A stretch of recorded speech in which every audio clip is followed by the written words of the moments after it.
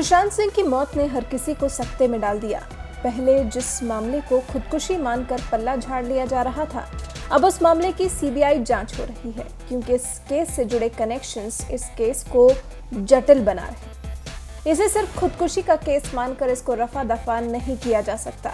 सुशांत के फैंस का मानना है कि ये खुदकुशी नहीं, मर्डर है। इस मामले में और प्रकाश डाला सुशांत सिंह के कुक नीरज सिंह ने सुशांत केस से जुड़े एक एक दिन की परत दर परत खोली है।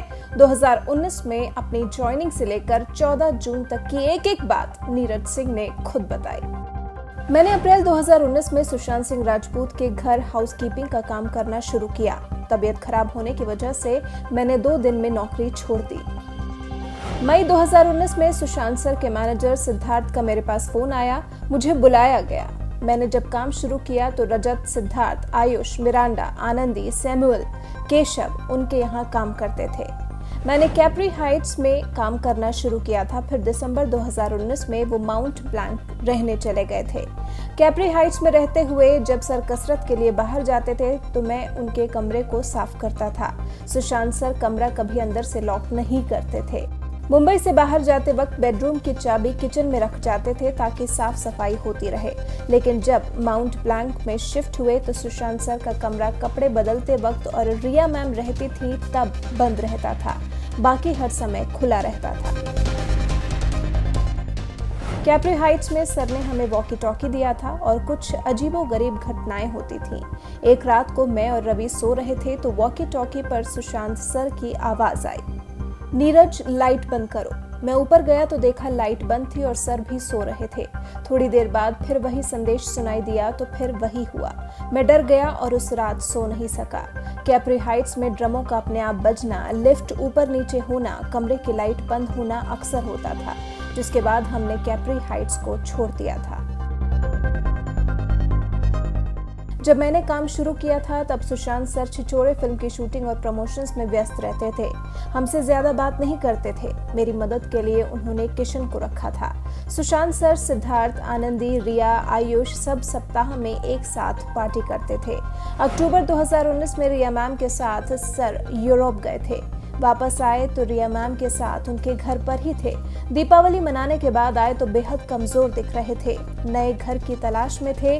उस वक्त मैं और 2 अन्य सर के पावना स्थित फार्म हाउस में थे। सर रिया मैम के साथ थे।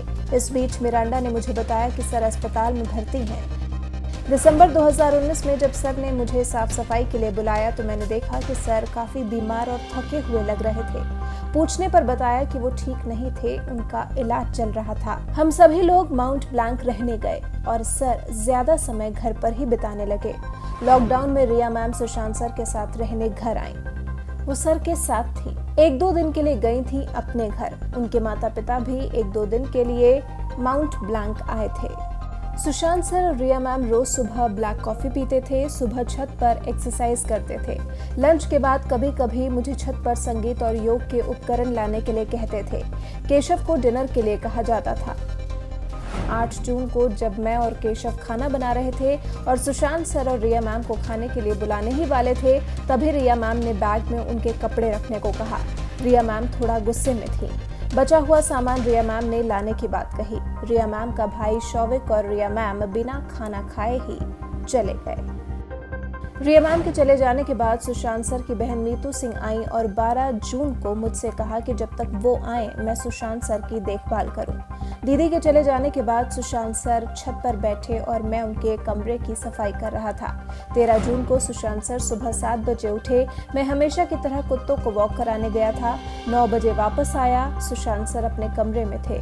मैं सफाई के लिए गया तो उन्होंने बाद में आने के लिए कहा। मैंने उस दिन दोपहर के भोजन के लिए खिचड़ी बनाई।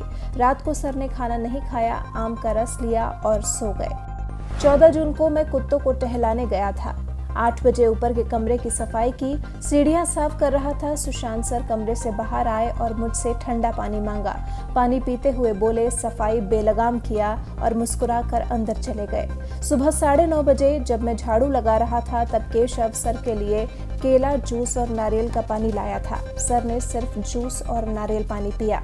10:30 बजे लंच के लिए पूछने के लिए केशव सर के कमरे में जाने को हुआ तो पता चला कि कमरा बंद था। सिद्धार्थ ने सर को फोन मिलाया। हमने कमरे की चाबी ढूंढी, नहीं मिली तो फिर सिद्धार्थ ने चाबी वाले को बुलाया। दोपहर के लगभग 1:30 या 2 बज गए थे। चाबी बनाने में समय लगा तो ताला तोड़ने के लिए कहा। ताला टूटा तो सिद्धार्थ ने कमरा खोला। अंधेरा था और एसी चालू था। कमरे की बत्ती चालू की तो सिद्धार्थ आगे बढ़ा और फिर लौट आया। अंदर गए तो देखा कि सुशांत सर खिड़की की तरफ मुंह किए बिस्तर के किनारे हरे रंग के कुर्ते से पंखे से लटके हुए थे। मैंने कमरे से बाहर आकर मीतू दीदी को फोन किया। तब सिद्धार्थ ने मुझे कुर्ता काटने के लिए चाकू देने को कहा।